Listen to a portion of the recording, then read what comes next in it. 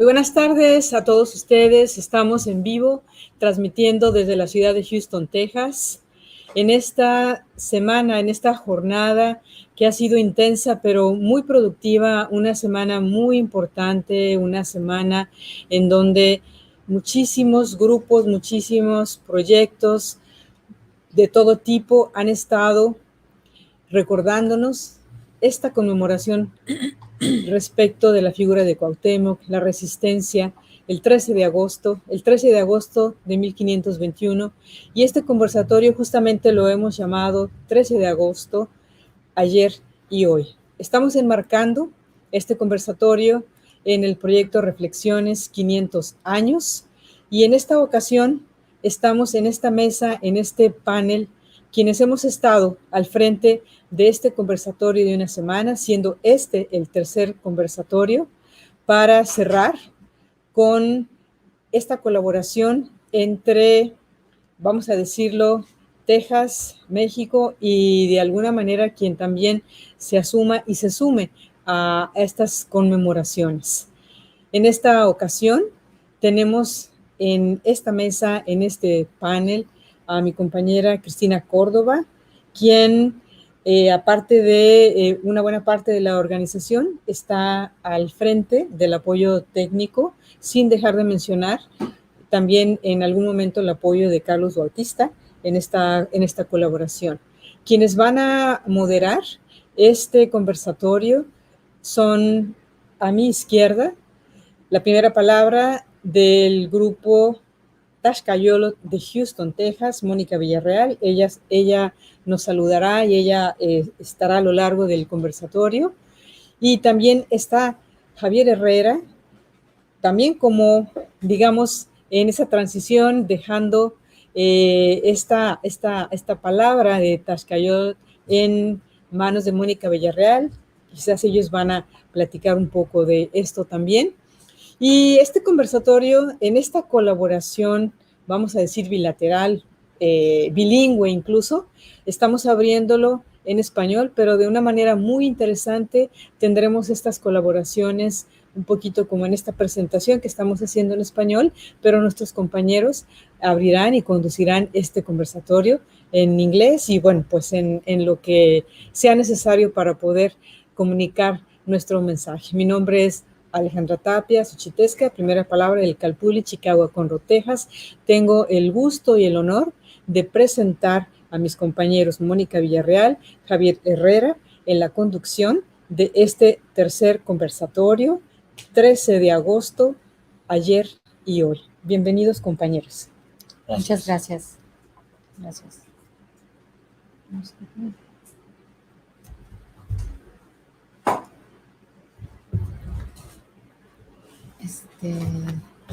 So now we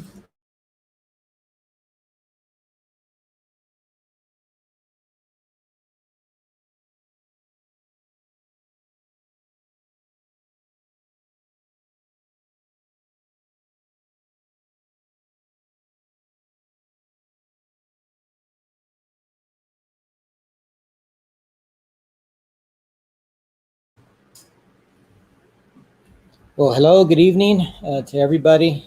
My name is Xavier Herrera. I was the primer palabra de Danza Azteca Tepeyolotl here in Houston for the last 15 to 17 years. I'm originally from Corpus Christi, Texas. Born and raised there. My family are Mexican Americans from the Valley. Somos Chicanos.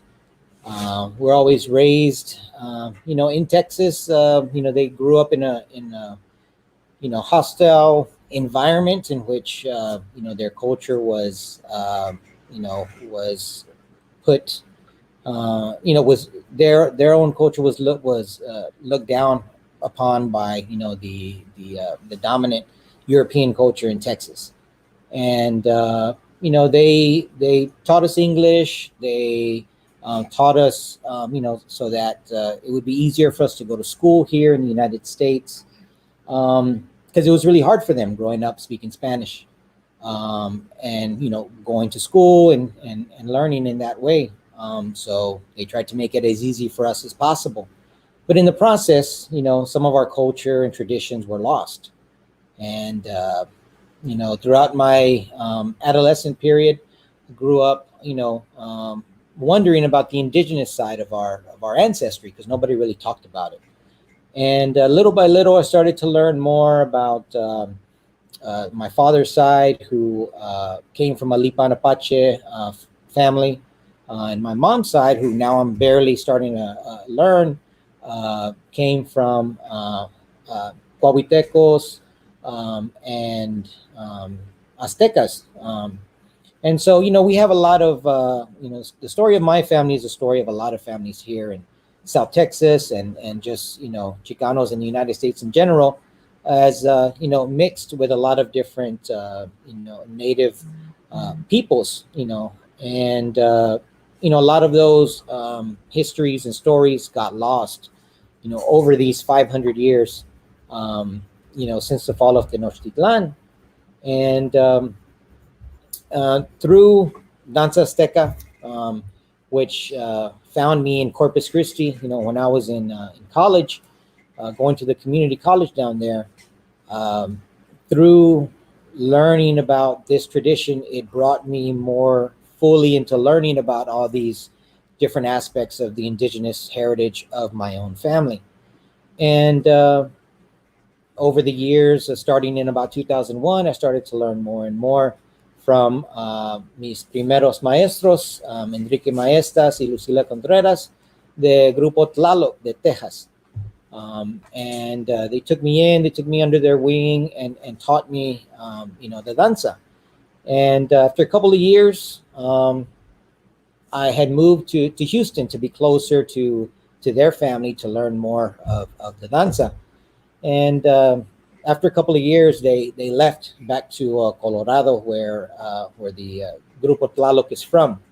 And they left me here, with the danza, and they left me with the the honor to carry that, danza here, and to continue to continue the danza here in Texas and in Houston. And along the way, I met Monica Villarreal during the immigration marches of 2005, 2006, when many people were coming together marching for immigrant rights. And the danza grupos were asked to come and help help to lead those marches, to give fuerza a la gente. And it was really good. It was really good. We met a lot of really good people along those roads, and it gave us the the strength to continue and to keep doing it, because a lot of people that we met at those marches were really looking for that part of their heritage. They knew that moving from one place to another was out of necessity, but it was also something that was almost natural to them. And that's the story of the native people of this land, is that we move with the times. We move to where opportunity is, and so that gave us the strength to keep on going and to keep on continuing this danza and keep it in the community. So a lot of danzantes were kind of doing their own thing by about 2010, and at that time we had a maestro come to Houston, Daniel Rodriguez Cerritos, and he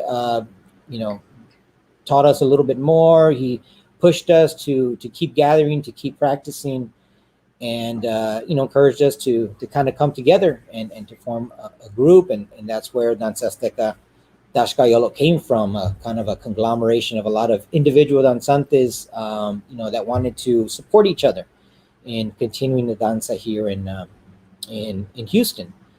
And I remember before Grupo Tlaloc had left, one of the last things that we did in San Antonio was to honor the 13th of August.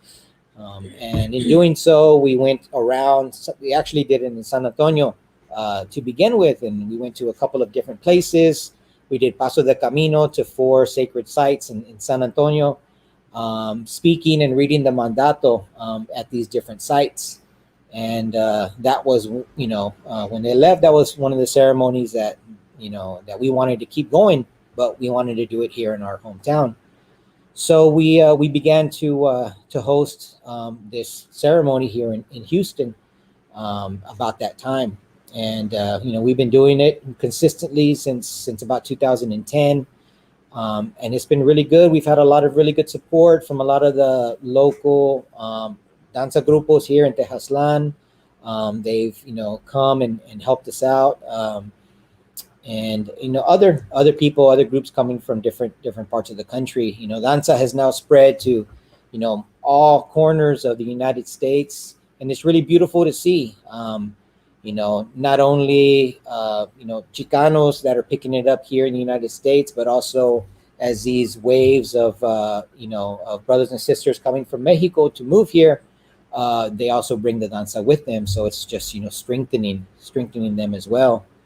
And so we've been continuing that work. And so this this year being the 500-year anniversary of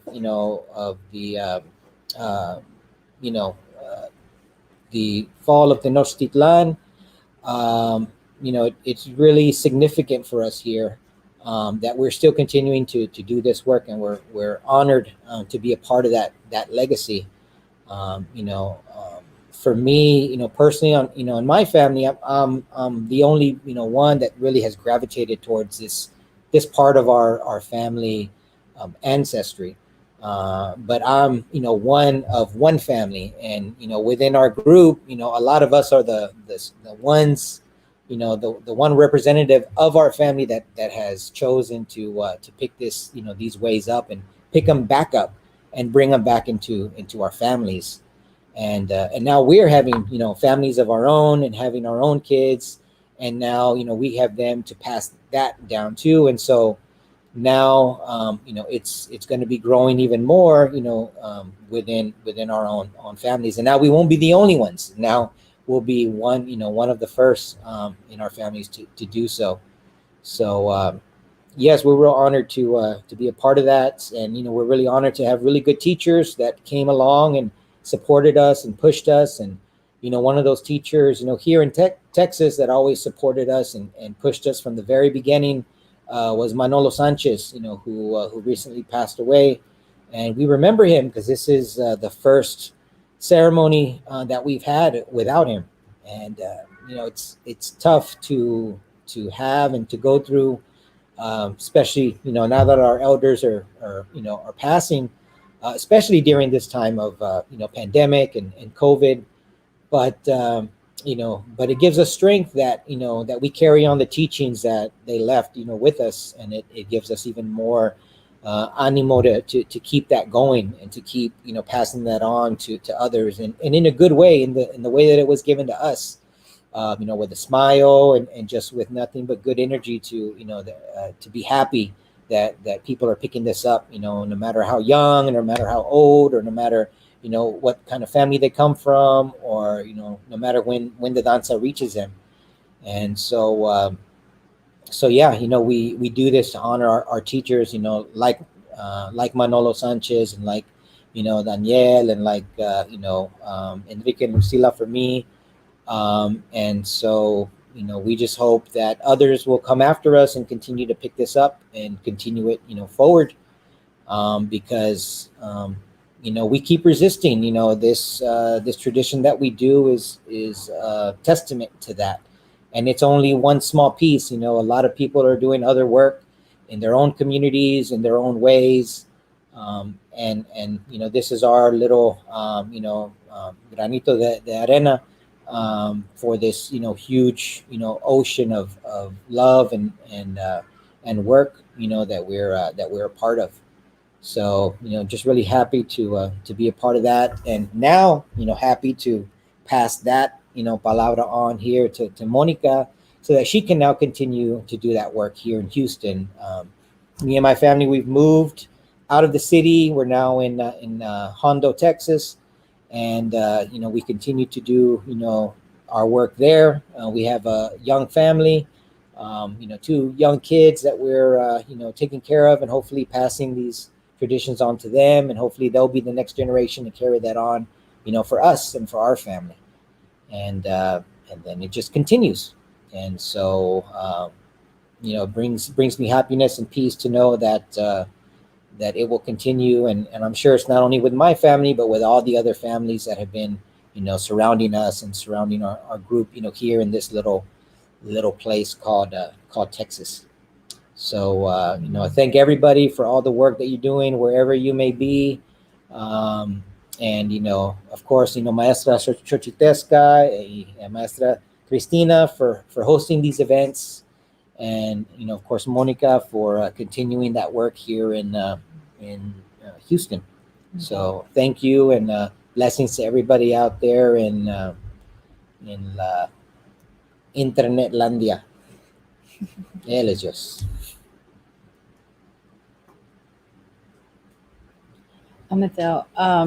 So, like Javier mentioned, we've been doing work here around La Resistencia for August 13 for the past 12 years, it seems like. And so today was very special for us. We had our ceremony, our annual ceremony here in Houston. And to follow that, we have this program now that we're going to introduce a few speakers that will take part in this plática around the indigenous resistance, around the 500 years of indigenous resistance. So it's very special to me to take part in this with Xavier, which he is my first danza teacher. So it's very special that we are able to talk about these things around the history, even the work that we've done here in Houston, or even the work that we're continuing to do around August 13, when we talk about indigenous resistance. So with this, we'll follow a few pláticas from our the people that we've invited tonight. And with that, I'll let I'll let Xavier here introduce our first speakers. And introduce los capitanes José Garza Rodríguez y Helga García Garza, de la Mesa de la Virgen de la Luz, Grupo Coatlicue, de la Danza Azteca Chichimeca de la Gran Tenochtitlan. Grupo Coatlicue consists of families of all ages that have dedicated themselves to preserving the teachings of traditional Danza Azteca through its jefes, José and Helga Garza. Danza is an agricultural, harmonious prayer in motion that involves the acknowledgement of sacred elements while embracing our own energy to maintain balance. These guerreros de luz continue to share and teach the community through prayer in motion, flor y canto, the beauty of our ancestors, land, and life.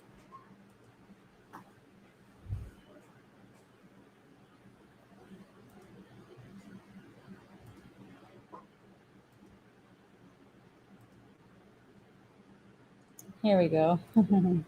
Ixtlantzin con Teotatzin.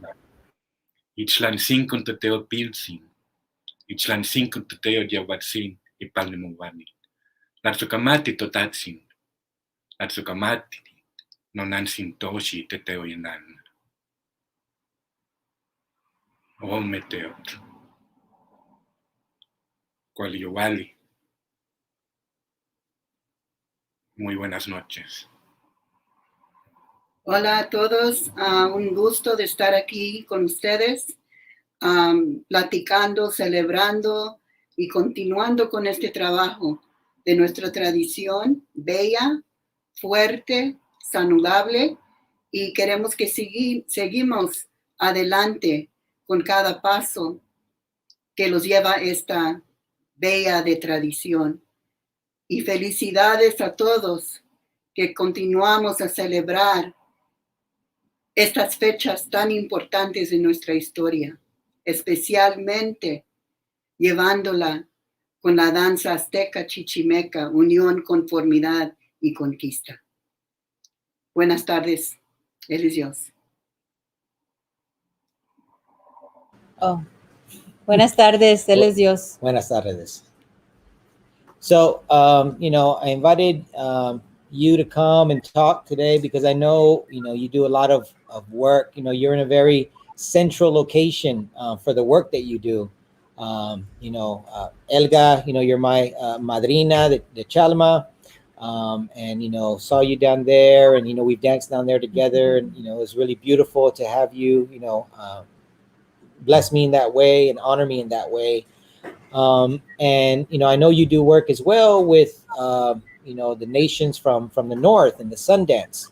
So, in this, time of, commemorating these 500 years of indigenous resistance, you have a unique perspective in that you're, in prayer with, the very far north and the very far south, you're, central in that way. So wanted to, get your, your opinion or your thoughts on, how our, resistance is being actuated in your prayer in those two, different spaces.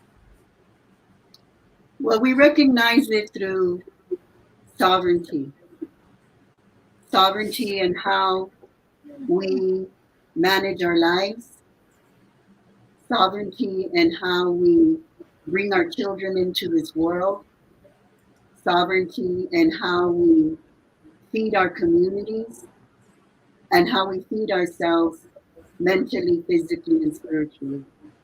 And I think the connection there between these two powerful traditions in ceremony is the teachings of Turtle Island. And now we have borders that that marginalize us from each other. But when we're before those sacred elements, we think of all of humanity. We think of all of Mother Earth and all of our sufferings, and also praise with joy all of the goodness and blessings that we recognize, acknowledge, and live with that keep us moving forward each step of the way. We've been lucky, very blessed, that we had very traditional teachers and teachings when it comes to Danza Azteca, when it comes to the Tree of Life. And we take on those teachings and pass them on to our children. My father was not a danzante, but he knew of the danza very well. So when I started my path and started telling him we're going to these sacred sites in Mexico, he knew exactly what I was talking about. But yet he was never actually a danzante. When we started Sundance Path 35 years ago, and continue to this day, supporting those nations up in Mandan, Hidatsa territory. And what took us there was the elders telling us their migration stories and how they came from the south. And because of war, because of other tribes stealing their women and their children. And those stories are what led us to where those nations is celebrated every year. And we have been doing that for the past 32 years. Danza, we commemorate 43 years in the Danza now. Again, coming from teachings of the Jefe Capitan General Andres Segura, and the many teachings. We were in Mexico in the late 80s, early 90s, celebrating Resistencia en agosto en estas fechas with our jefes. So with that, I will pass it over to José. Mucha gente pensaba que en 1520 se terminó la resistencia. Pero en realidad estaba llegando a su fin la guerra, pero la resistencia apenas estaba empezando. En su última palabra, el güey Tlatuani Cuatemotzin nos dejó nuestros órdenes, nos dejó un trabajo. Y eso era de guardar el tesoro que él guardó. Y yo creo que lo que ustedes hicieron hoy, esta mañana, lo que nuestras familias, nuestros compadres hicieron ayer en México, enseña que bueno o malo, hemos cumplido con nuestro trabajo. Porque la tradición sigue viva y eso es lo más importante.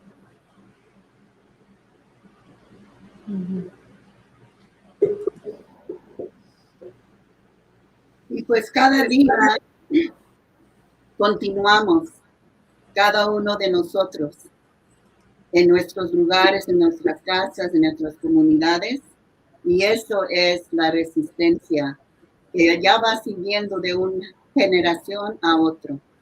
Como dijo mi ahijado, ahora él es un papá, son padres, tienen hijos, y la enseñanza es ese tesoro que hablamos de, los dejó Cuauhtémoc de nuestro trabajo, y mira qué tantas generaciones seguimos resistiendo, seguimos con esa bandera que no la dejamos caer, seguimos como guerreros y guerreras, seguimos como padres, abuelos, todos esos pasos que están tan necesarios para poder cumplir bien entre una colectiva que es física, una colectiva que es de corazón y una colectiva que es de espíritu. Y eso es lo que viene en la manda de Cuauhtémoc.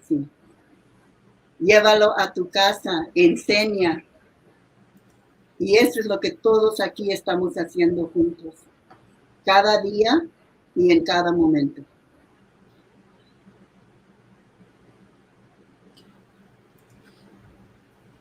Muchas gracias. One thing I always think about every time we're dancing there at Eastwood Park is that you used to live there close by long time ago at Centro Aslan, I think it was called. Sí. And your son Cuauhtémoc, told me stories of him playing there, and of course back then the park was a different kind of park, but it was still a park. And he used to go and play, and you used to take him there, and you didn't know what semillas you were leaving there, and come a couple of years later, maybe many years later, then we come and pick up those semillas that you left, and help them to grow and flourish in that community. And it's kind of like that. We don't know what things we're leaving sometimes. Sometimes we do, but sometimes we don't. But Creator does. No, Creator knows. What how much force and prayer y'all are giving, and he's helping y'all to create. And so I just feel very honored to be a part of that legacy. That y'all shared there in that area, and we're able to continue to flourish there, and now Monica can help continue to flourish that over there even further into the future. So thank you so much, Capitanes, for your words, and for joining us this evening. I don't know if there's anything Monica would care to ask, or I'm interested to know, because I know that you guys are leaving a legacy, all the work that you have been putting forth, and over 40 years you had mentioned, and so I'm wondering, what does the 500 years anniversary of this resistance mean to you guys? when we talk about all the work that you guys have been doing, when we talk about even going to Mexico and preserving these traditions and learning and attending, Agosto 13 of August in Mexico. So now we hit a 500-year anniversary, 500-year mark. What does this mean to you guys? La realidad es un año más. En 1982, después de que encontraron los restos del Templo Mayor, hicimos la reconquista de México.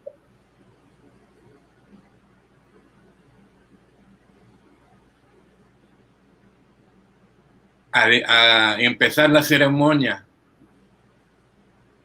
estamos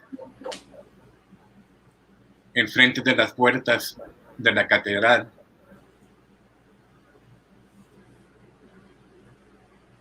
Afuera por el Zócalo, lleno de soldados.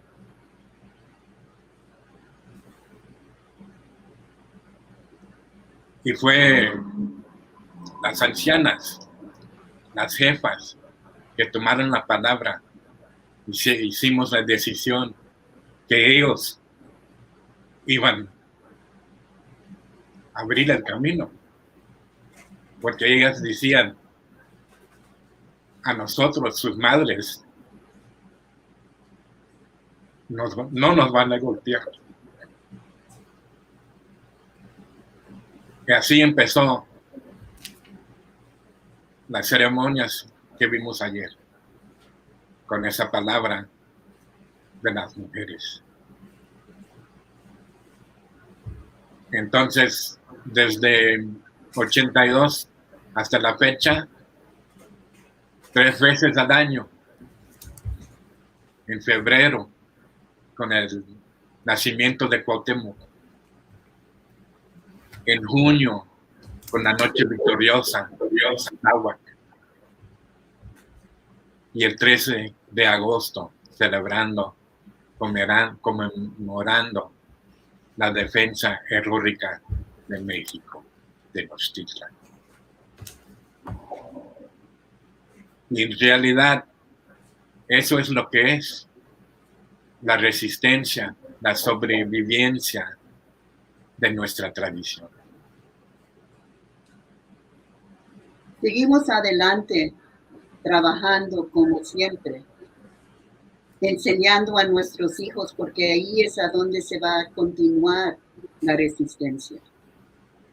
Y para mí ahorita la resistencia es de tener esa fuerza, esa decisión, esa armonía en tu corazón con toda la fuerza y el espíritu y la luz para seguir adelante cada día luchando, como siempre lo hacemos, de gente de comunidad, gente de color, gente de tradición y gente que queremos seguir adelante hasta que tenemos que confrontar a veces nuestra misma gente de color. Pero yo digo, lo más importante es de tener esa raíz, porque sin esa raíz y esa luz, vamos a ser una familias, gente de comunidad que los podemos perder. Y por eso luchamos, para saber quiénes somos, de a dónde venimos, de qué raíz, y la fuerza que le vamos a dejar a nuestros hijos, a nuestra madre tierra, en protegerla. Todo eso es la memoria, el espacio y tiempo de estos 500 años de resistencia. No me tengo.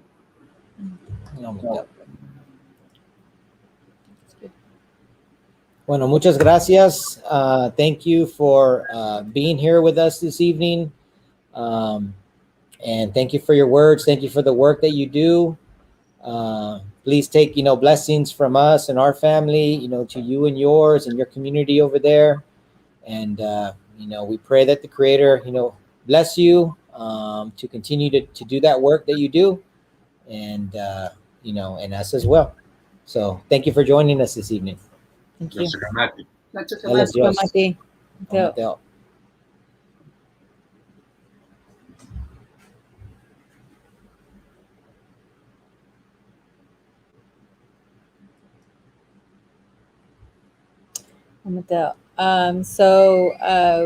With those beautiful words that are left from Helga and Jose, we will move on to our next program.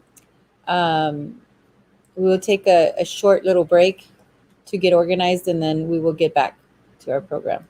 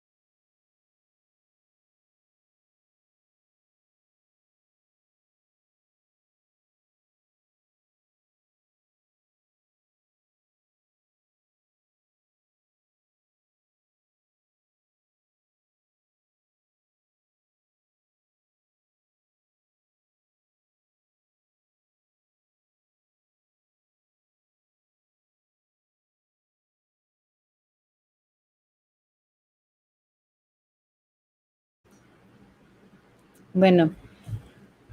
Thank you for your patience. We are back. We are introducing our next presenter. Our next presenter will be Laura Ríos-Ramírez. Her pronouns is she, her, they, them. Laura is a Mexican-born Chicana scholar, practitioner of Tepeyolotl and Chichimeca, French and Spanish descent, trained in educational pedagogy, circle keeping, performance art, and community organizing. Currently resides in occupied Soma-Sikh territory of Yanaguana, San Antonio, Texas. She's recognized for her canon of healing information, paradox, intersecting performance art, ancestral knowledge system, and restorative transformative justice practices as tools for personal and collective transformation. She holds a bachelor's in international relations and Latin American studies and a master's in organizational leadership, and is currently a Southwest Folklife Fellow and Intercultural Leadership Institute Fellow focused on participation, action, research, and cultural leadership. She co-leads Kalpulli Yohualtlahuiz, a transnational intertribal group of families preserving Anahuac teachings. Hello, Laura. Can you hear us?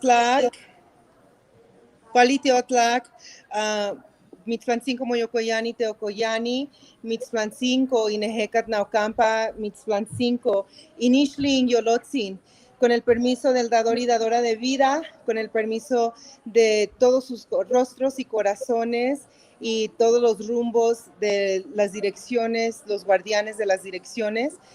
Mi nombre es Laura Yohualtlahuiz.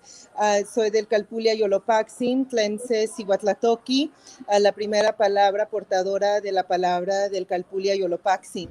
Es un placer estar aquí con ustedes, transmitiendo aquí desde México Tenochtitlan, aquí atrás del Templo Mayor, Lo que yo quisiera compartir con ustedes, gracias primeramente a los maestros, a los jefes, capitanes Helga y José por haber inaugurado este evento de una manera tan hermosa, tan bonita, con su palabra florida, con sus corazones floridos, por todo el trabajo que han hecho ustedes, maestros, jefes, por abrir el camino, ¿verdad?, para fertilizar la tierra para que nosotros pudiéramos seguir en este paso como danzantes. Lo que yo quisiera compartir con ustedes hoy en esta programación de resistencia, de existencia, por medio de nuestras danzas, de nuestra cultura anahuaca, de este continente ancestral que hoy conocemos como las Américas, ¿verdad? Pues el concepto del Ixtli y Yolotzin, ¿verdad? Hay varios conceptos que son parte de la espiritualidad, de la filosofía anahuaca, que vienen siendo parte de la manera en que podemos empezar a retomar nuestras prácticas como herederos, ¿verdad?, de una cultura tan sabia, de una de las culturas pues más radiantes que supo este continente, ¿verdad?, que ha sufrido pues mucha erasure, ¿verdad?, que han borrado de nuestros legados de una manera pues muy violenta, pero pues estos conceptos de Ixtli y Yolotzin, tal y como los trabajamos dentro del Kalpulli Yolopaxin, y me imagino que pues también en muchos de los Kalpultin, que son pues dentro de la danza, que son conceptos que nos ayudan a retomar nuestra conexión, nuestra interconexión por parentazgos, que vienen siendo Kinships, ¿verdad? Es por medio de estar relacionados el uno con el otro y tener esa responsabilidad, esta manera de poder tratar las situaciones tanto pesadas como victoriosas y como también pues celebratorias, ¿verdad?, que nos ayudan a crear familias dentro de una estructura sociopolítica que viene siendo el Kalpulli, ¿verdad? Es el Kalpulli, como lo conocemos a las personas dentro de las tradiciones del Mexicayotl, de la danza azteca, de la danza mexica chichimeca, pues es una manera en que se organizaban los pueblos conforme a 20 familias, y dentro de esas 20 familias pues teníamos la oportunidad de convivir y estar en armonía con la madre tierra para no saquear los recursos, ¿verdad? Para poder estar en armonía y no sacar más de lo que necesitábamos y contribuirlo a una civilización o una nación pues más grande, más elaborada, pero que tenía su manera de existir en armonía con la naturaleza, ¿verdad? Y el Kalpultin, pues para nosotros como vehículo de retomar nuestra identidad como descendentes indígenas mestizos, ¿verdad? Muchos de nosotros tenemos el rasgo de nuestros ancestros indígenas, igual pues por medio de la violación, por medio de la violencia y a veces pues consensual, ¿verdad? Debido a la política de la blanquitud que nos daba acceso a tener un lugar pues más establecido dentro de la colonización. Pues mucha gente se fue perdiendo esa identidad con el mestizaje y lo que conocemos como pues una raza mestiza, ¿verdad? Y pues el concepto de Ixtli y Yolotzin es lo que me gustaría compartir con ustedes, que es la manera en que los invito, me invito yo misma, invito a mi familia, ¿verdad?, a sanar y recuperar, a restaurar nuestros diferentes maneras de conectarnos de corazón a corazón, ¿verdad? Muchas veces lo que nos ha enseñado la colonización es ser violento con nuestras palabras, criticones, ¿verdad? A veces pues tenemos estas cosas en nuestras familias, del criterio, del racismo, de la blanquitud, de muchas cosas que nos han dañado, ¿verdad? Entonces el concepto de Ixtli in Yolotzin lo que nos invita a hacer es un trabajo del corazón, ¿verdad? De pulir el corazón para que dentro del corazón nuestro rostro pueda aportar los sentimientos que llevamos por dentro. Entonces nuestro corazón, aún después de la colonización, tiene sentimientos que a lo mejor no se pueden expresar en el inglés o en el español, ¿verdad? Porque es un sentimiento antiguo que existía con las intriquidades y la manera en que se expresan nuestras lenguas ancestrales indígenas de este continente. Yo no soy nahuablante, yo no soy, yo no hablo ningún idioma indígena, pero sí lo practico dentro del canto, ¿verdad? Dentro de los conceptos filosóficos espirituales, tratar de entender lo que es la existencia dentro del pensamiento anahuaca, del pensamiento nahua, ¿verdad?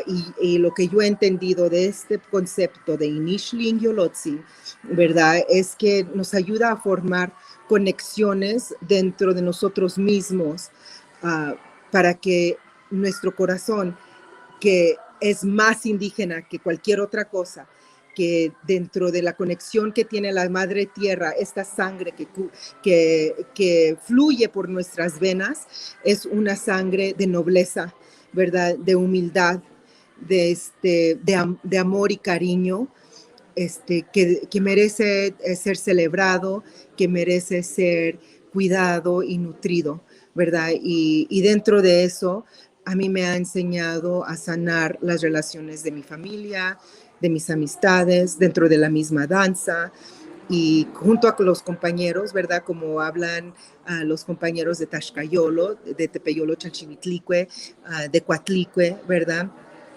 Todo esto es lo que nos va entrelazando como familias, ¿verdad? Y al hacer esos entrelaces, estamos retomando la estructura sociopolítica que hemos tenido ancestralmente para poder tener nuestra soberanía como descendientes de una sangre indígena que fluye en nuestra madre tierra, que fluye en nuestro corazón y que al fin del día nos ayuda a portar estas tradiciones con un rostro luminoso, con un rostro de amor, de cariño. Y el reto, ¿verdad? Lo que los invito a que podamos hacer nosotros, ahorita que estamos celebrando 500 años de resistencia, ¿verdad? Es que dentro de ese mismo pensamiento de que estuvimos aquí 500 años peleando nuestra identidad, acabamos de terminar unas ceremonias hermosísimas aquí en el Zócalo, ¿verdad? En las tierras ancestrales del Templo Mayor. Los quería llevar al frente del Templo Mayor, que literalmente me queda ahorita a la cuadra, ¿verdad? Pero les traigo esa fuerza porque el Wi-Fi no quiso servir allá. Entonces, pues ahorita estoy aquí en el lobby del hotel a la cuadra del Templo Mayor, transmitiéndoles esa fuerza a todos los altares con los que comparto conformidades, a todas las personas con las que comparto danza, a todos los Kalpullis que están haciendo el trabajo de mejorar sus vidas por medio de estos conceptos, y que estos conceptos de pulir el corazón y portar un rostro que se une al corazón, ¿verdad? Que nuestro rostro porte lo que vive en nuestro corazón. Si nos duele algo, hablarlo, sanarlo. Si estamos felices, si vemos el éxito de los demás, celebrarlo, apoyarlo, ¿verdad? Porque somos lo único que tenemos. Y para poder sobrevivir otros 500 años sin resistencia, es lo que yo quisiera manifestar para todos nosotros. Que no tengamos que vivir en resistencia, que podamos vivir nuestra existencia plena, llena de luz, llena de amor y de balance, de armonía con los elementos, y así retomar nuestra identidad como pueblos y legados de una de las civilizaciones más hermosas y más elaboradas, más elocuentes que el mundo ha sabido que se ha borrado y que nos ha dejado unas ciencias, unas matemáticas, un arte, danza, canto, ¿verdad? Todo lo que se estudia, que viva en nuestros corazones cotidianamente para poder sobrevivir y relucirnos en eso, ¿verdad? Exitosamente.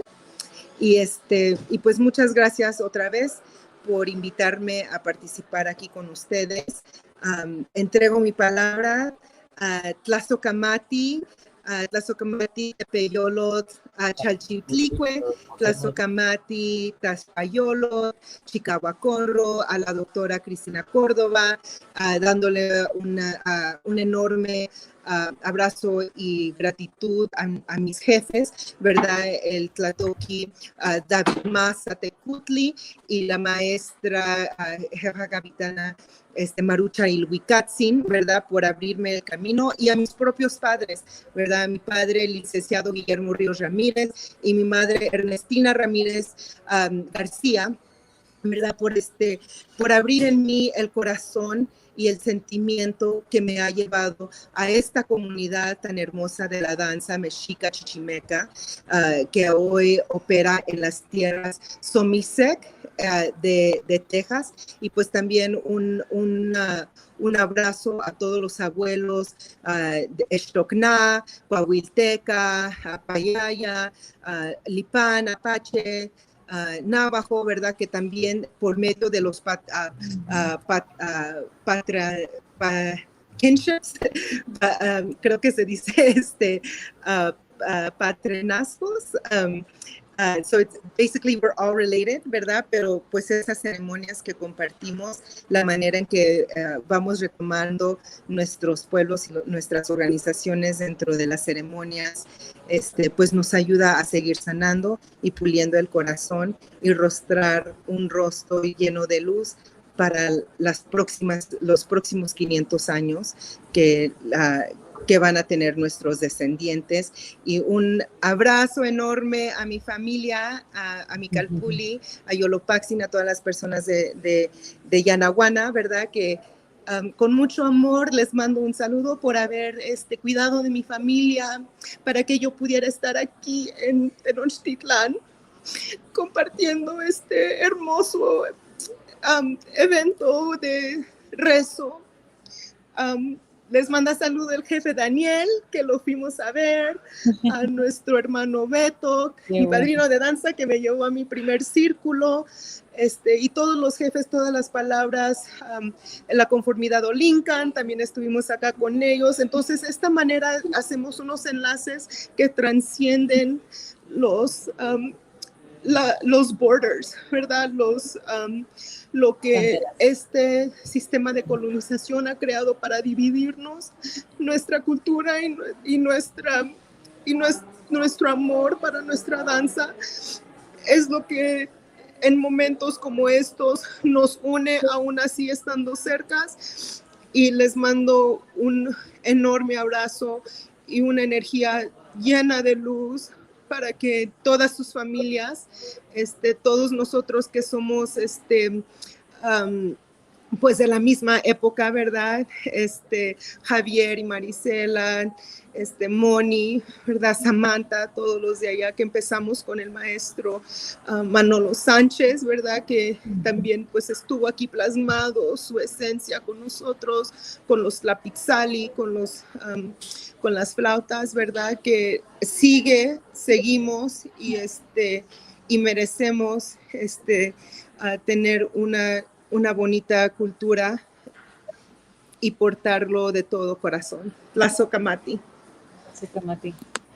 Muchas gracias, comadrita, por compartir desde allá de México y unir aquí, aunque estás allá tan lejos, unirnos aquí por internet, tesoro que tenemos ahorita, y compartir tus palabras de pues pues de que tienes de experiencia y también pues de lo que vistes allá en México. Muchas gracias.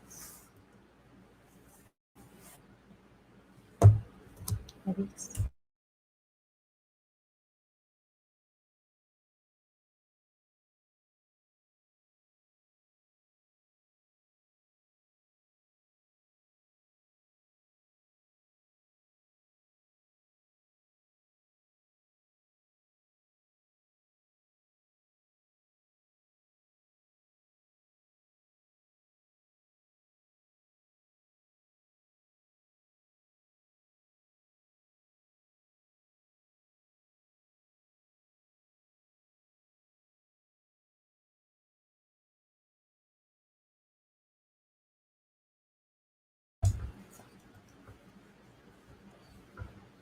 All right, so now we're going to introduce our next speaker, Jose Malvido. In November of 2000, Mr. Malvido began his tenure as the North American coordinator of the Peace and Dignity Journeys, covering the territories from Alaska to Panama. This intercontinental spiritual movement works to unite indigenous peoples throughout North, Central, and South America. Since 2017, Mr. Malvido has been serving as the Director of Community Services at Chicanos por la Causa, an organization based in Phoenix, Arizona.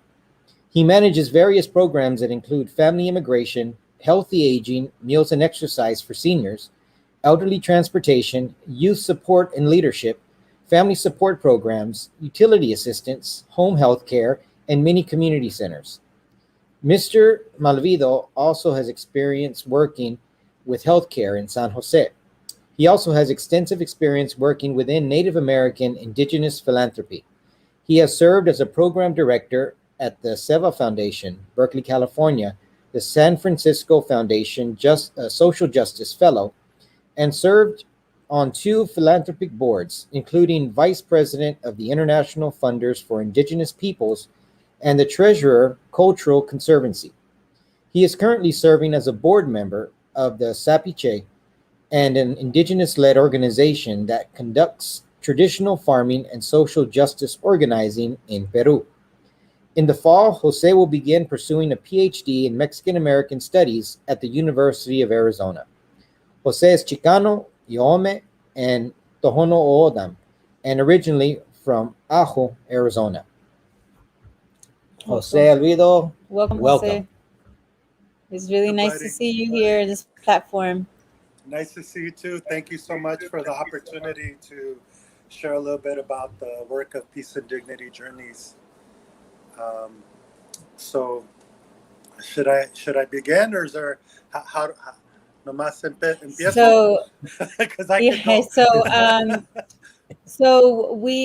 So we decided to invite you here on this special days. Actually, these special days on the 13th of August, 2021, as the 500-year anniversary of Tenochtitlan, because of the extensive work that you've done with many communities, indigenous communities, not only in Mexico but around this continent. So we really just wanted to hear a perspective and the idea around the diversity that we have of indigenous communities here, because we know that Tenochtitlan, although it fell in 500 years ago, we understand that that's not the only community or indigenous group that that was in these continents. So we wanted to hear a perspective of someone who have had relationships with people around this continent, and to hear around, what does a indigenous resistance mean, even understanding this 500-year anniversary as well. And just a little plática around the work that you do. Yeah, absolutely. I really appreciate it. Hearing everybody's words. Laura, it's been a long time. The Garza family, a lot of people have been doing work. So it's really thank you for the opportunity to share. And I think that this work fits in. So again, my name is Jose Malvido, Chicano, Yoeme, and Tohono. Currently residing in Phoenix, Arizona. We'll be moving to Tucson pretty soon. And for casi 30 años, about 30 years, I've been now involved with the Peace and Dignity Journeys since I was a little chavalito. And the Peace and Dignity Journeys is an intercontinental ceremonial run that works to build spiritual alliances, to tie the communities spiritually, como un tejido, weave the nations together from throughout North, Central, and South America, or Ixcalotlan, or Abayala, how people say, and even more recently, the Caribbean islands. And every 4 years since 1992, we start to run from Alaska and then the Tierra del Fuego, Patagonia, actually a little bit further south. And for about 7 months, we run to hundreds of communities along the way. And the goal is to get to a center, a ceremonial site designated. And, so this happens every 4 years. And the last one that was supposed to happen was 2020, but we didn't have one this last time.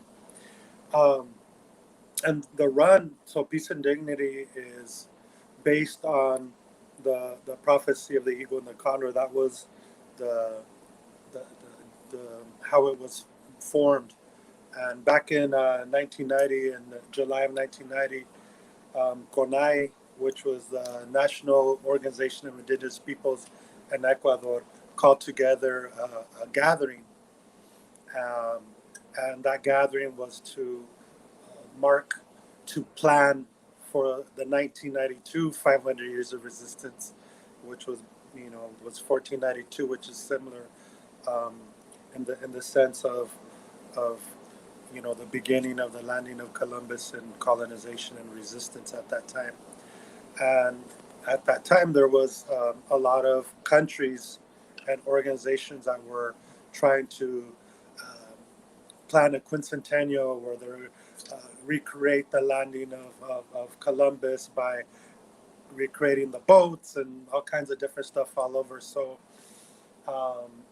people went to Ecuador from the tip of Alaska, elders like Sarah James, all the way from people from Las Macas, from Ecuador, to people from all over. So there were several hundred people, including a lot of people from the Southwest, New Mexico, Texas, and Arizona and California were down there.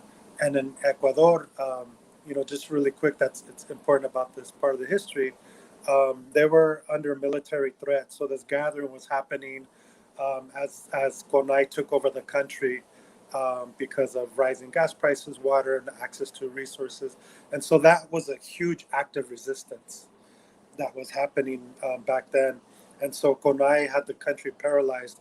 And in the wake of that, this intercontinental gathering was happening to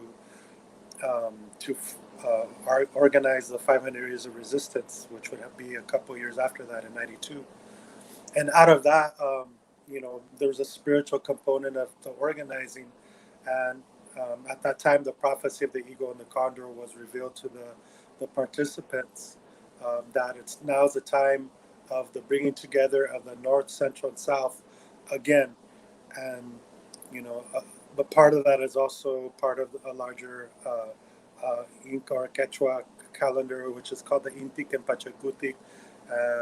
It was just kind of like a watershed event. So fast forward a couple of years later, the Peace and Dignity Journeys was born, and the goal was to run in 1992 and get to Tenochtitlan, where everybody's celebrating right now and doing ceremonia, and Teotihuacan, but not only to proclaim 500 years of resistance, but it's also to proclaim that we're still here, and that this marked a form of regeneration, or a regeneration of our communities. So it's not just liberation and resistance, but it's tradition. So El Camino de Yohualtlahuiz, which is the camino of tradition and resistance.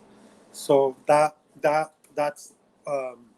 that was actually the Red Road, but so that's how it was formed and how it was conceived, and that same place, Tenochtitlan, was such an important piece for the formation and the execution of the first Peace and Dignity Journeys, and it continues to be a central place with Peace and Dignity Journeys. And so as Tenochtitlan happened, what happened there also had reverberations throughout North, Central, and South. So with the journeys, along the way, we hear about the different resistance movements like happened with the folks out here in the pueblos when they resisted by kicking out the Spanish and reinstituting their traditional ways. But even going way further back to before the contact, where we hear about like the people like we call the Hohogam, which are the people from this area, Casas Grandes, the Anasazi, Anasuzi, all those folks, what they call Mogollon, like those people left. They left around that time that the people from what they call Aslan or Chicomostoc or those places, they left about 1,000 years ago. There's stories up here in Arizona, the Southwest, that those people left about 1,000 years ago. And so some of those, even with the Hopi, some of those believe that became some of those original nations that formed what is now Mexico Tenochtitlan. And so the reason I mentioned that is that there's a lot of misunderstanding of that history, and that relationship through our traditional trade routes or ceremonial routes have been there for thousands of years, from all the way North, Central, and South. And the connection within the Southwest to Mexico Tenochtitlan was just kind of one of those last chapters in this larger story of migration of the nations. So in a sense, not in a nationalistic perspective like in the 60s, but more from a cultural, linguistic, ceremonial perspective, the Southwest, including Texas and Yanaguana and those places out here, the different ceremonial sites, the different sacred mountains, that they're connected, like different constellations that they form on the land with the what's happening in Tenochtitlan. And so we are related, not just in a theoretical, philosophical way, but my people, the O'odham people, are also related to the folks down there. We've had, back in the early 90s when I was organizing in my home community, one of my elders, relatives, told us that there was reburials of O'odham people in Tenochtitlan. So, and throughout there, and so that's kind of, just in the theme of our resistance.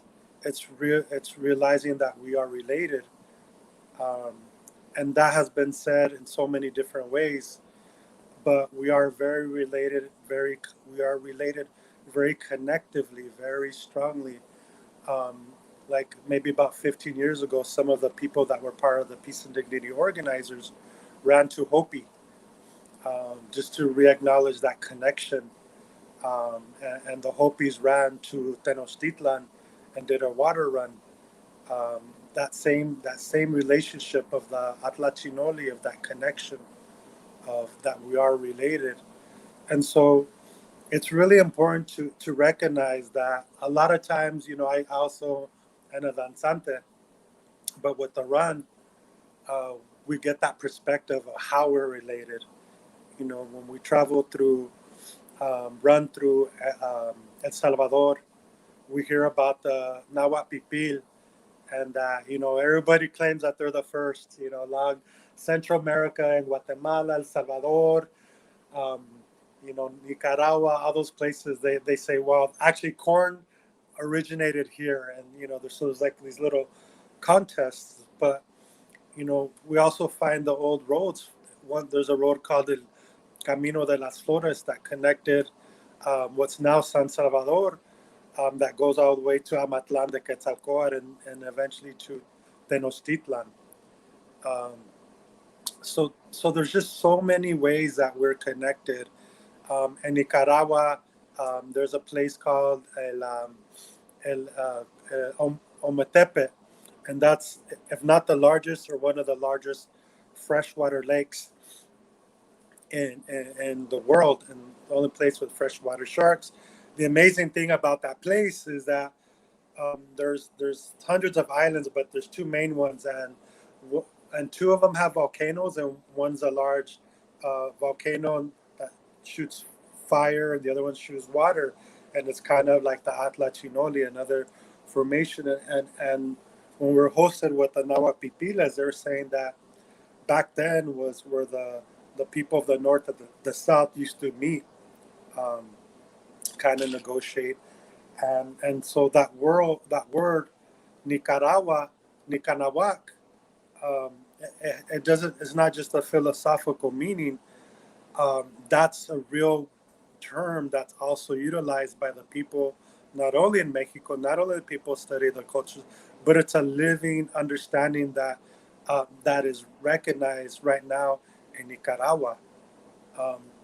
So all that being said, that relationships are not that far in the past, and all that work that everybody does with the ceremonia is beautiful.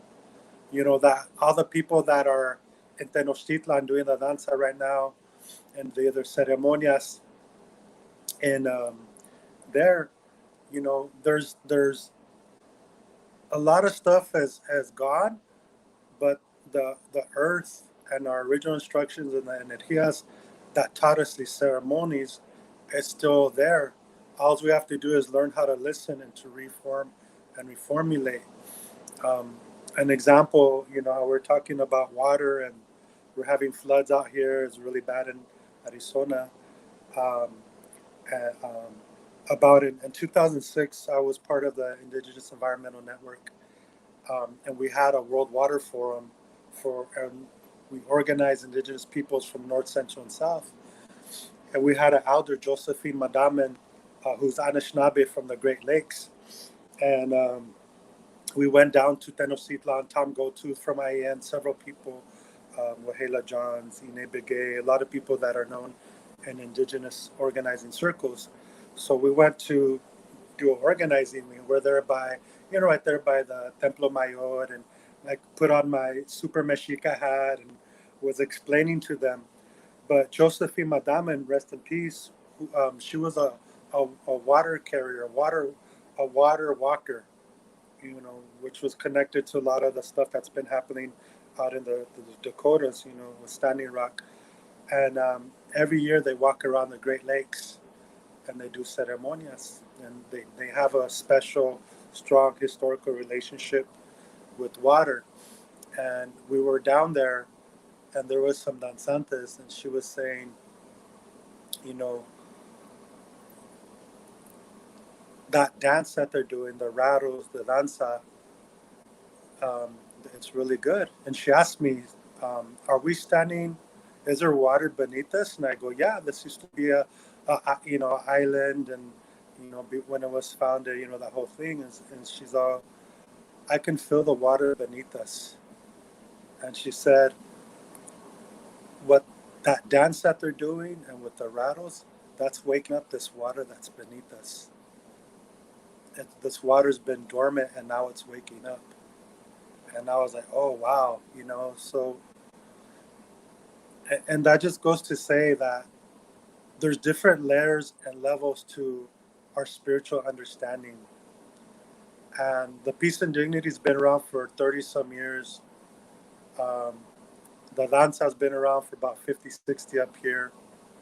But as we study and learn the traditions, as we run to the different communities and carry these sacred bastones and tie these nations together and carry these prayers of the nations, and they weave their ceremonial sites, their circles, their fuegos, their stories, their ceremonias, and they deposit those in the bundle of the journeys. That's that work of, it's not only resistance, but it's regeneration. It's reconnecting the peoples that have been thousands of years away like the Navajos, when they travel to Alaska with us, they understand the people from Alaska just like they understand each other. They're all Dene, and they it's rough, but it's the same language. And there's stories of migrations of the Navajo, of the Zuni, and I can't remember what other tribe up from Alaska and there's memories of those people at one of those mountains where the Thunderbird was born. And they said, yeah, down there in this valley, that's where the Navajo used to be, and the Zuni used to be over there. And I can't remember the other tribe. And when this volcano exploded, they left. And the thing is also out there is that there's still nations that are waiting for the relatives, whether from the north or the south or different areas, to come back. There's still we're still in the middle of it. Like some of these clans, yeah, our clan left, especially in the southwest. They left down south, but they haven't come back yet. You know, they part of us, almost like in the south in Mexico. They talked about the 7 arrows and the migrations. We have similar stories up here in the north of the different clans leaving in the 4 directions to go and then come back. So going back into time and utilizing the instruments we have through the fire, the ceremonias, and pulling those things together across time, across distance, across nations. It's really a beautiful time to be alive. And the work that we do at Peace and Dignity is just it's just one strand of that. Like the Danza has come back, like the Hikuri ceremonies have come back, how the Sundance has come back, how the sun, the Sundance Sweat Lodge, all these other ceremonials have come back that have either been outlawed or underground. And that's not just happening here. That's happening in Canada, in Alaska, in throughout Mexico, Guatemala. And Guatemala, there's still a fire that's been up burning for 5,000 years that they've fought to keep alive. There's places in El Salvador where up until we ran there, the people wouldn't wear their traditional clothes because of the 1932 massacre.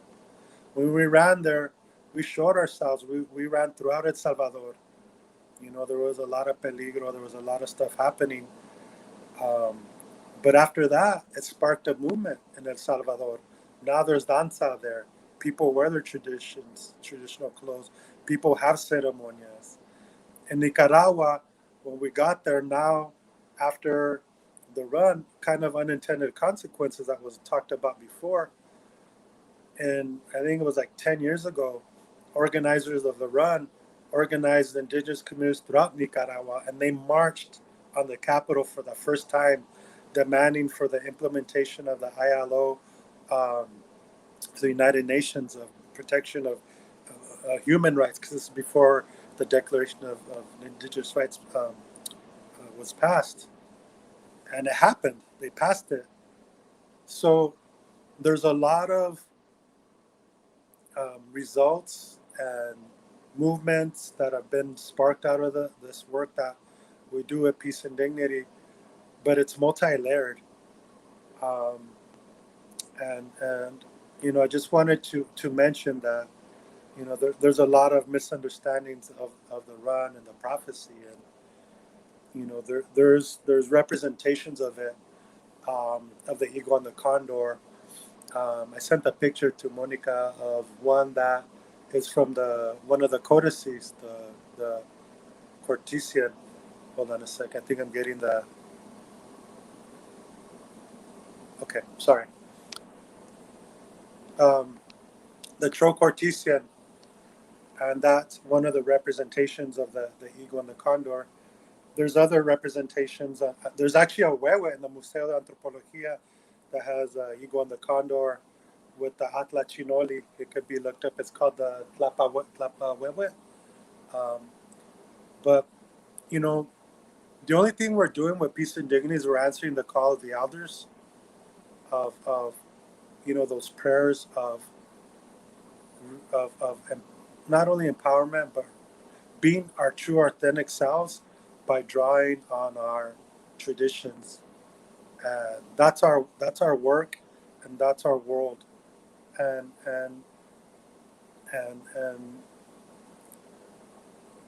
the nations have responded. We when we first started, when I first got involved in '96, there was no GPS, there were no cell phones, there were no navigation. We were just mapping it and running and getting to communities. And over the last 30 years, we built a very strong alliance with Native communities throughout North, Central, and South. So this movement is growing. It continues to grow and develop. And the next phase is really finding the next generation that's going to take it on. Vanessa Quesada, who's out there in the Yanaguana territories and San Antonio, she took it on, and she took my role in 2016, and she led the run from Alaska to Panama. Anabel Gutierrez was also part of that. So, we're looking for the next generations of people to take it on. And this place it's inclusive to everybody. The only thing we ask is respect the ceremonial way, respect the nations, don't impose your own spiritual belief systems and the different territories that we run to, because every territory is going to be different, and the ceremonial ways are going to be very, a little bit different, and they might even seem odd or something, but that's their way, that's their territory, that's the way Creator and their ceremonial people and their elders brought their ways and their traditions there. So, we're getting ready for the 2024 run. We couldn't do it because of COVID this last time, so we're preparing for this next one.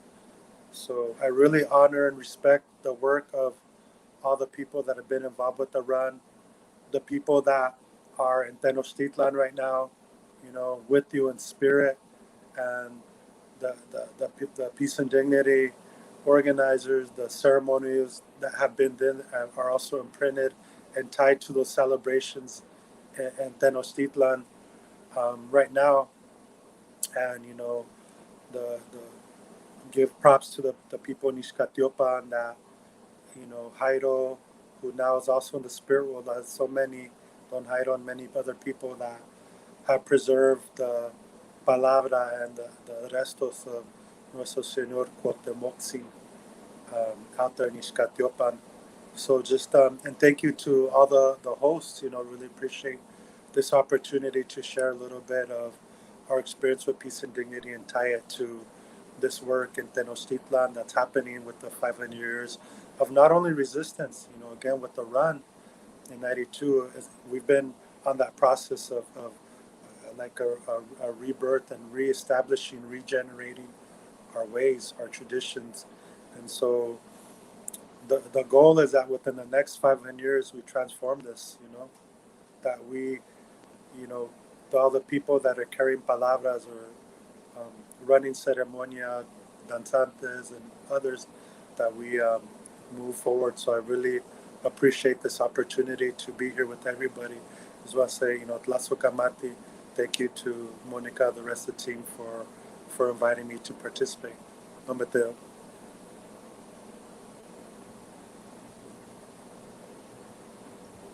Mameteo, thank you so much for joining us, Jose. I know you're did a little bit of struggling right now because of what's going on over there.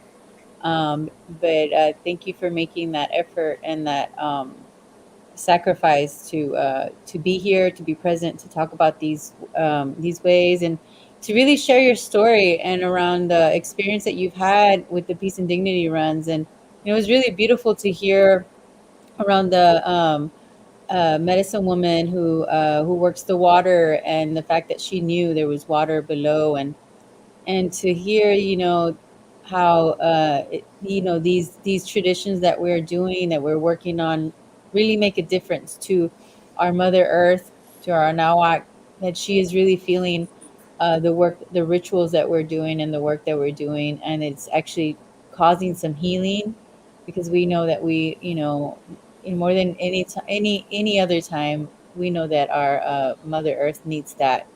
So thanks for sharing those words, and thanks for sharing the stories around these indigenous traditions that are not just around Tenochtitlan, but around really around the world. So thank you so much for your words. Absolutely. Tlasukamati. Tlasukamati. Thank you, Jose.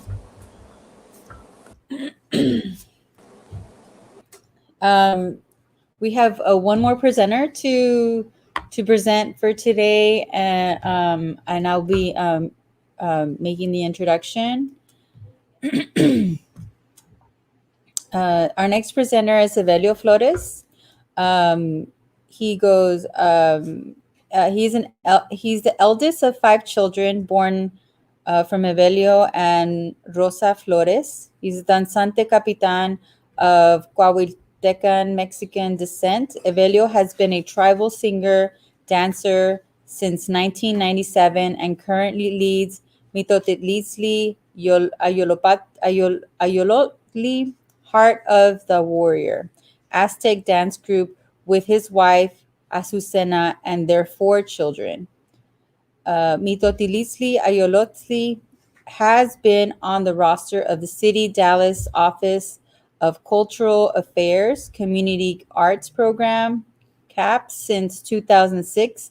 Evelio co-founds Kalpulli Tonalpilli Temple of Precious Sun, a Native American church, in 2005 as a means of practicing and preserving the culture traditions of indigenous ancestors. Flores is a pipe carrier and a sun dancer since 1999. He is also a member of the advisory council with the Indigenous Institute of the Americas and a cultural consultant with the Indigenous Culture Institute in San Marcos, Texas. Currently, he is a realtor after working 20 years. So we would like to welcome Evelio. We're just going to connect really quickly.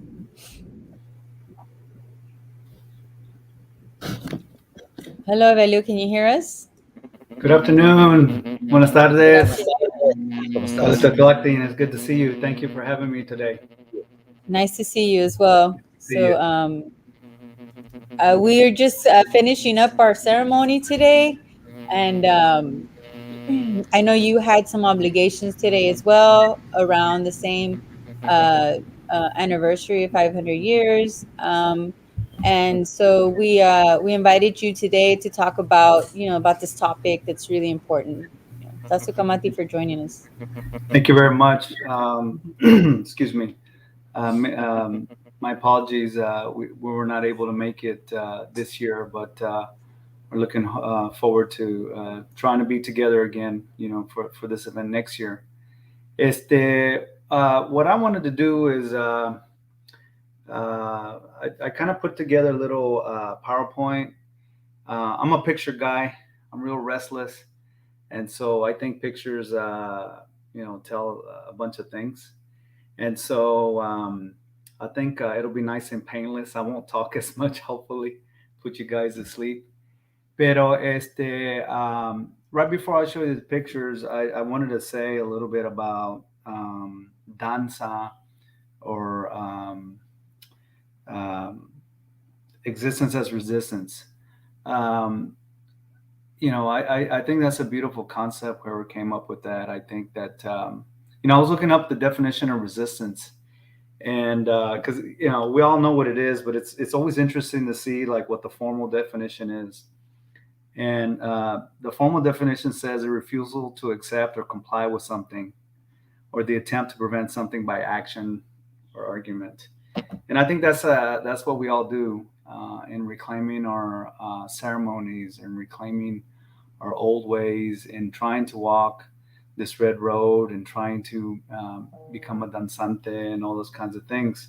So that to me, was something that kind of inspired me to put together some of this pictures.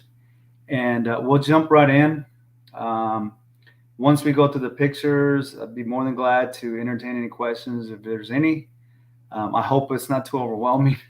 I try to put as many pictures as I can, and I just ran out of time, and I had to summarize things. So, aquí les va.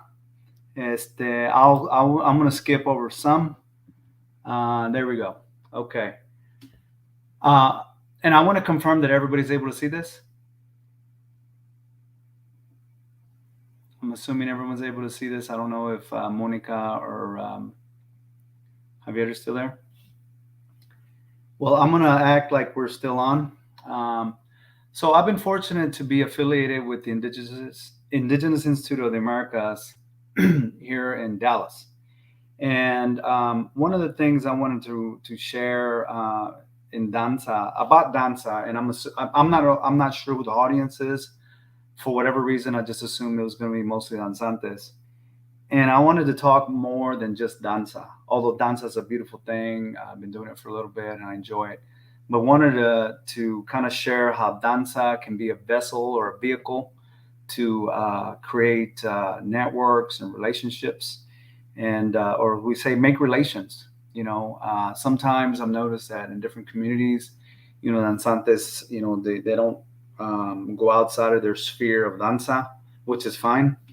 But us here, we've kind of, extended ourselves out. And through the pictures, I'll share with you, you'll see that, we got our tentacles kind of spread out. So that's a little bit about that. So here with the Indigenous Institute of the Americas, as you can see, the Advisory Council, Circle of Elders, Circle of Youth, and Ambassadors, these are people that are trying to preserve and continue practicing different traditions all around the world, represented by different nations. And what I put here is one of the things that I'm very proud of that they do is they do what's called a seed ambassador training.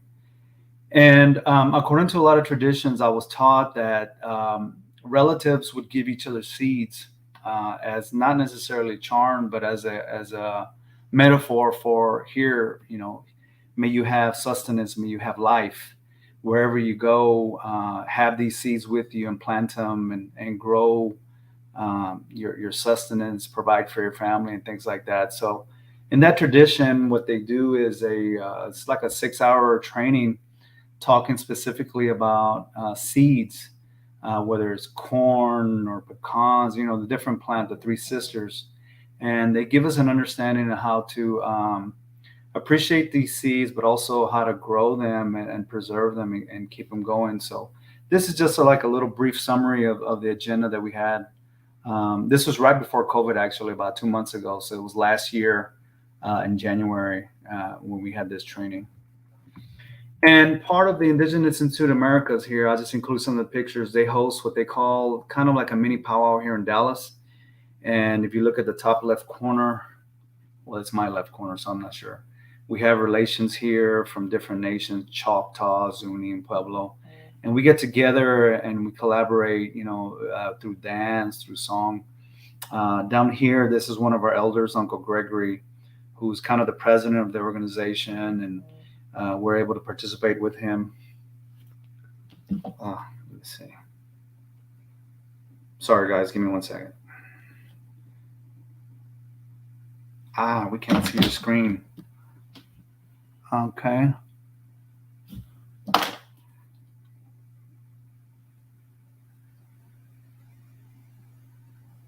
How do I share my screen? I'm sorry, guys. I thought I was able to. Hi, Evelio. If you need some help, right below from where you could see yourself on the screen, you should be able to see share screen, or mute camera, or invite somebody. Oh, so there you it should, yeah. Okay. I'm sorry. I just assumed since No I'm not problem. this. No problem at all. This is new to all of us. We get it. Okay, let me. Okay, so what do I do now? I said share. Okay. Can you see this screen now?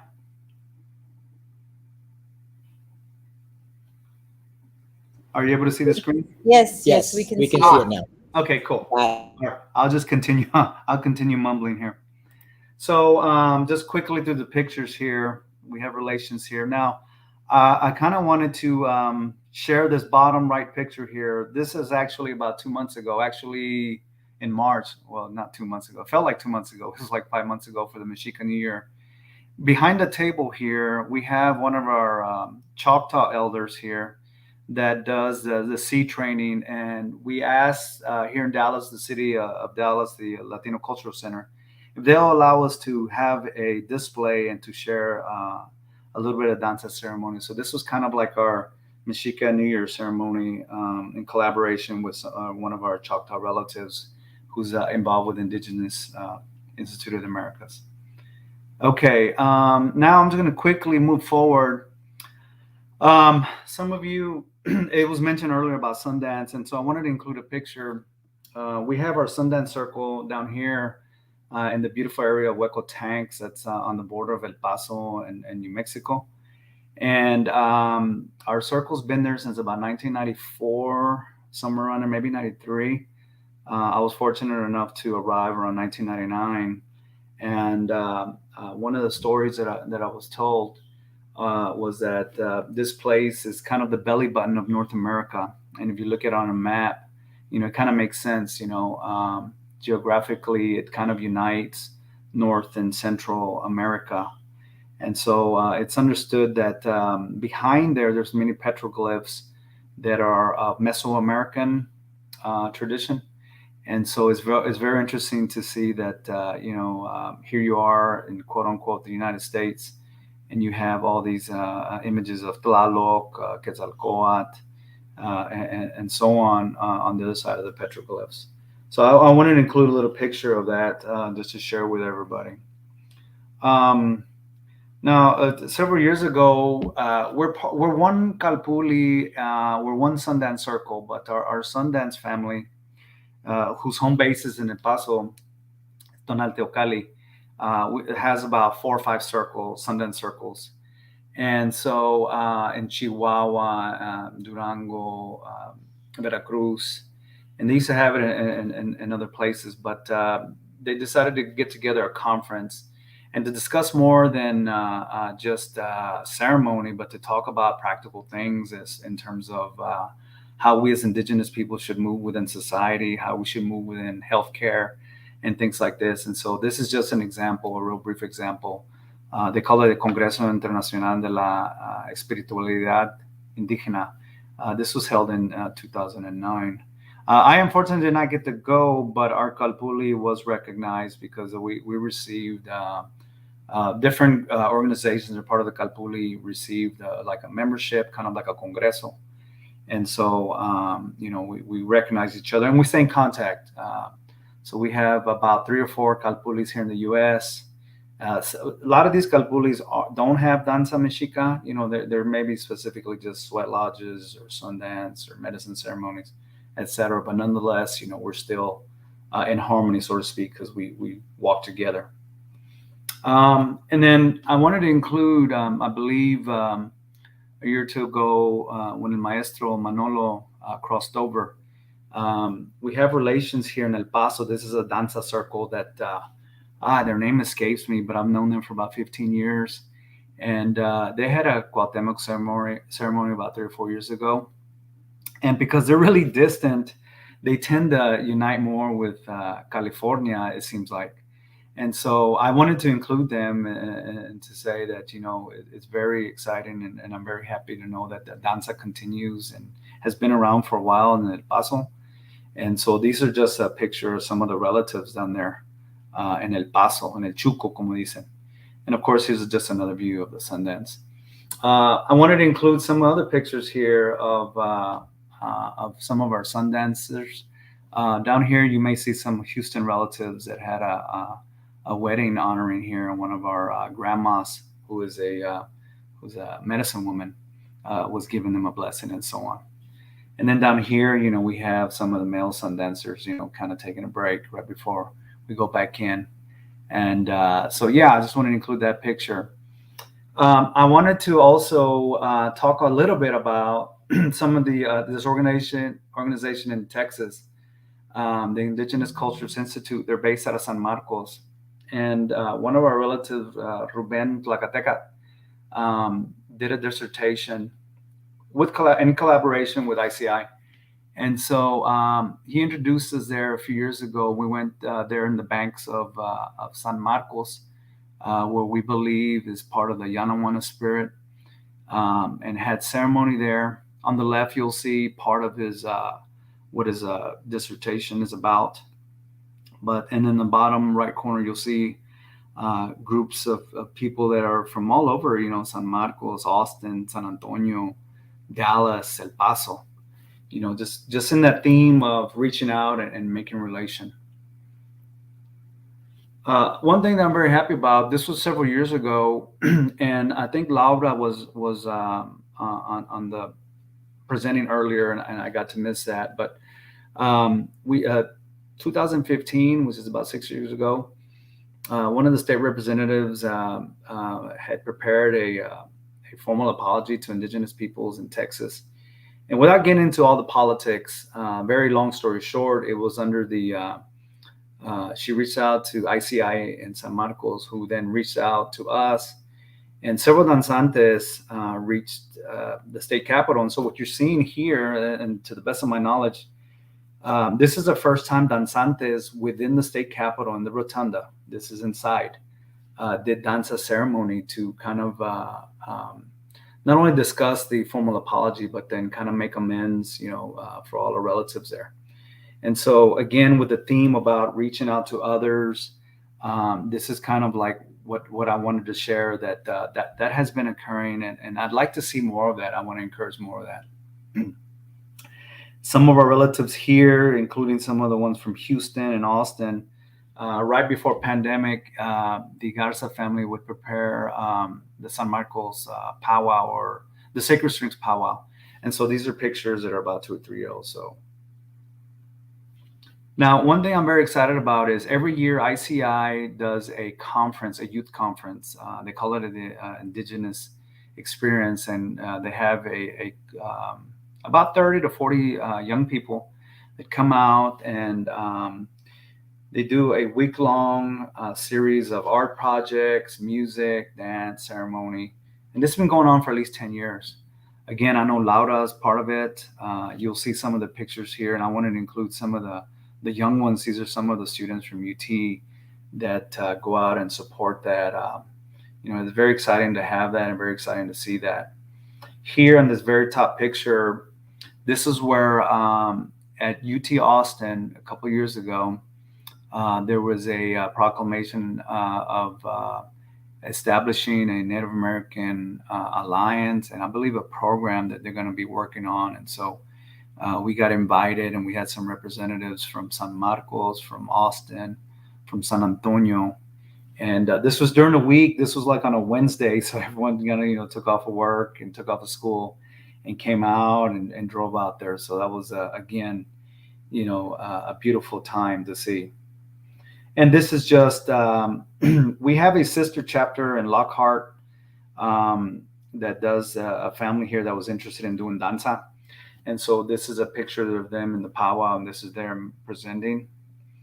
And then ICI, very happy too. And last thing about ICI is that they had a play called Yanawana and the Legend of the Blue Bonnet. It was held here in Dallas at the Dallas Children's Theater. A very lovely stage in the top right. And again, collaborating with some of our Cherokee, Choctaw, and Chickasaw relatives that came out and supported us. And along with a Chicano theater company, the Caramia Theater, put together some of the regalia and things like that. And so, it's very exciting to have a very Republican city, having an indigenous play on the scale that it was. It was very well received, very well received. Here, what we have is, I learned because of the play that we have a sacred spring in Dallas. I thought that we were just a concrete jungle, so to speak. But a call was made to different indigenous people to come out and to see what's called the Big Spring. This Big Spring is the only active spring in Dallas, and the water has been tested and has been dated and all kinds of things. And so it's a beautiful thing to come out here and to acknowledge that that this is still here, and that the city has gone on. And so we have been, different indigenous folks have gotten together, and we have access to it, and anything happens there, we're immediately informed and things like that. And so that's a good thing. That's an active thing, because this is around the time where the pipeline, 2018, I believe, somewhere around 2017, well, there was a big thing. And so I was actually pleasantly surprised to see that this was something that was preserved, and that there was active respect for our sacred water. I'll go through that one. That's another one. Okay, so right here on the right, this is a picture that we have some of the students that I mentioned that also are involved with ICI, but they're also involved with the International Indigenous Youth Council. About a year or two ago, we had a fundraiser where we have, for about the past 18 years, we've had our Dia de los Muertos celebration here at this community garden. And the picture on the left is kind of like kind of just showing, when we have our Dia de los Muertos ceremony. But it was very exciting because in Southeast Dallas, this is the only food pantry, or the only community garden that gives out food, and it's critical. And so it's based on a church. They have about 2 acres of land, and they grow all the crops. But it was really interesting that they reached out, the church and all the supporters there reached out to indigenous people for us to give them a blessing on their church, which was kind of interesting. So since then, we've been partners, and sometimes we work together to harvest, to clean up the gardens and things like that. So obviously, food is an important sustenance. And so this is just a picture showing some of the people that participated at that one time. And then lastly here, I think what we have is just kind of like a collaboration. We have our African drummers here that as part of the city of Dallas, we get to work together a lot.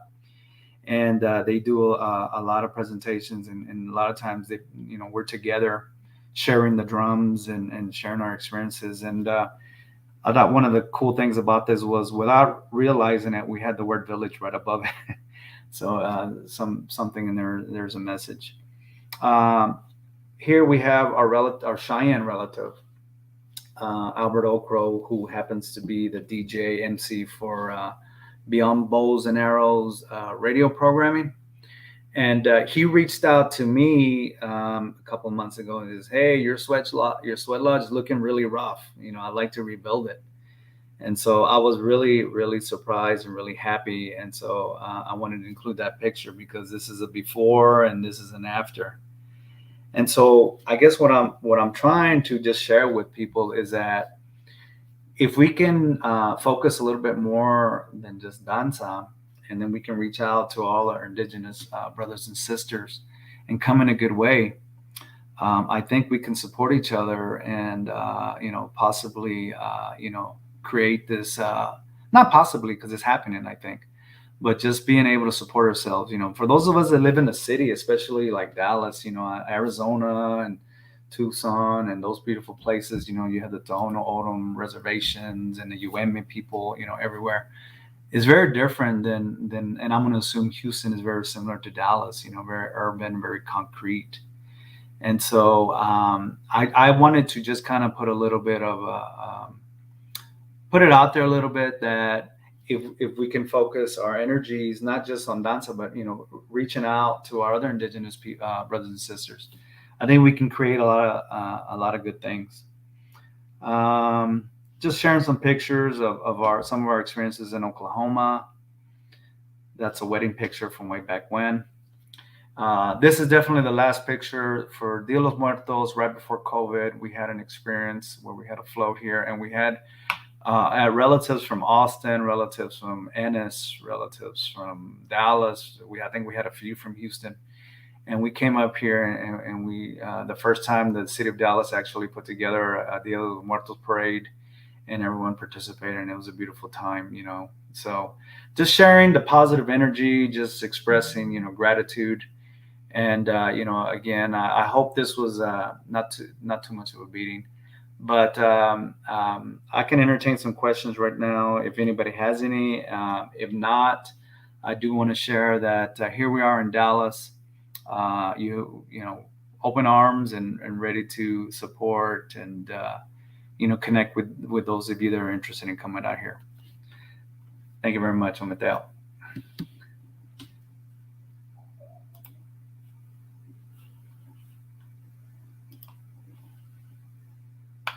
There we go. Okay. I'm sorry. It's okay. We had a bit of a technical issues. It's okay. I had some too. Well, it was a really pleasure listening to all the work you're doing over there in Dallas and uniting with other communities. And just hearing, just the labor that's going on, here in Texas. And just even also the unity that's happening with, different tribes. And understanding that, we're not the only people here in Texas who is doing work, spiritual work, indigenous work. And so thank you for sharing. Yeah, thank you. And I look forward to seeing all of you guys a couple weeks, hopefully. Yes. Yes. Very much so. Right, Thank you for coming on, being a part. Oh, well, we're coming to an end to our program here.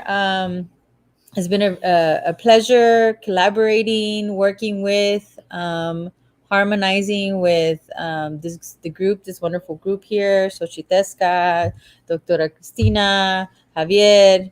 And so I just really hope that we can continue this type of work, that we can continue having these kinds of conversations, and that we can unite with other groups of people to talk about this important work. So with that being said, I wanted to see if Javier, you had some words to share. Some thank everybody on this panel, and thank everybody that took part of this 3-day conference, panel discussion with a lot of different other jefes and teachers. Thank you all for sharing your wisdom with us, and for doing all the work that you do. And really honored to be a part of this movement and part of this group of people. And may we all continue to do the work that we're doing in our own communities, to persevere and continue growing this beautiful these traditional beautiful ways that have been left for us. I just wanted to mention really quickly too, if you go to the YouTube channel, these pláticas will be available to you guys. It'll be archival there at any moment that you want to watch them and you want to re-listen to them, or even go back and listen to the other days of programming that we had. So Xilesca, would you like to... Bueno, pues ya estamos cerrando este ciclo de conferencias de esta semana, muy enriquecedoras, muy buenas. Esto de la tecnología definitivamente nos puede acercar de una manera en la que quizás de otra forma sería complicado reunirnos. Muy contenta, muy agradecida de todos los participantes a lo largo de esta semana, de esta colaboración con mis compañeros, en donde la unidad y la conformidad en favor del enriquecimiento de la danza, el que crezcamos, el que sigamos haciendo trabajos juntos, se manifestó en esta semana. Vendrán más proyectos, vendrán más actividades, vendrán más más conversatorios, y estaremos en eso, ¿no? Trabajando, porque al final de cuentas de lo que se trata es de que esto que tanto nos gusta también tome un carácter informativo, también tome un carácter en el que todos podamos aprender y en el que las distancias físicas puedan ser cerradas un poquito con este tipo de medios. Así es que, pues, una vez más, muy agradecida con mis compañeros por este esfuerzo que se hizo. Creo que es muy valioso. Como decía mi compañera Mónica, estas conferencias van a quedar grabadas en el canal de Reflexiones 500 años para que puedan consultarlas, revisarlas en cualquier momento. Y bueno, pues quedan ya registradas para la historia virtual en estos tiempos en los que ahora nos movemos de esta manera. Soy Xochitesca Yausiguatl, primera palabra del Kalpulli, Chicago con Rautejas, muy agradecida y me despido de esta semana de actividades. Tlazocamati. Pues muy agradecida por las personas que colaboraron con nosotros, muy agradecida también con la maestra Xochitesca, que pues se sumó como parte del proyecto Reflexiones, y pues también con Mónica, con Javier. Creo que es muy importante sobre todo el trabajo en equipo, el trabajo en comunidad, porque somos entes sociales y no podemos trabajar y no podemos avanzar si no vamos juntos, si no vamos del brazo, si no vamos de la mano, cada quien aportando desde nuestras trincheras, desde nuestra experiencia, y eso es lo que buscamos justamente con este proyecto de reflexiones y los siguientes conversatorios, y pues también invitar a quienes se quieran sumar, a quien quiera hacer alguna propuesta o algunos temas. Pues esto, como lo dije desde las primeras mesas, esto es para todos. Esto no estamos al frente, estamos dando la cara ahorita, pero es un proyecto que pretende ser para todos y para quien se quiera acercar, sobre todo pues para conocer. Entonces, pues muy agradecida, Mónica, primera palabra de Tascayolo, muy agradecida, Javier, también contigo, con su colaboración, pues aquí, como se mencionó, México, Houston, Conroe, pues bueno, creo que vamos trabajando de granito en granito para poder hacer pues una montaña de conocimientos, una montaña de danzas, y pues este conversatorio de 500 años, si hace 500 años lo que rompió el ciclo histórico que tenían las sociedades prehispánicas y mesoamericanas fue la desunión, fue el malentendido. Creo que a 500 años es tiempo de unirnos y de cara a cara, de rostro y de corazón, seguir avanzando. Muchas gracias a cada uno de ustedes, y pues nos vemos hasta la próxima. Hasta la próxima.